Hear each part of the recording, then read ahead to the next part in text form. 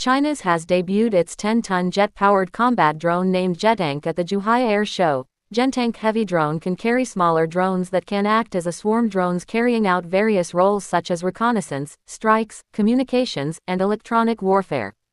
The South Korean K-239 Chunmoo long-range rocket artillery system, armed with a tactical ballistic missile pod, has been seen for the first time in Saudi Arabia. The K-239 Chunmoo, a multi-launch rocket system capable of deploying wide array of rockets and missiles, having range of up to 290 kilometers. The French armament agency has delivered third Barracuda-Class Nuclear Attack Submarine to the French Navy. These submarines are equipped with naval cruise missiles capable of striking land targets, modernized Exocet anti-ship missiles and advanced F-21 heavy torpedoes for undersea warfare.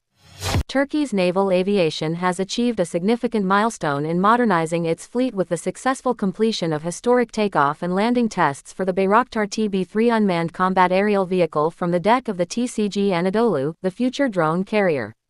Photographs have emerged online showing the remains of an Israeli Merkava MKIV Barak tank, reportedly destroyed by an improvised explosive device during ongoing clashes in the northern Gaza Strip.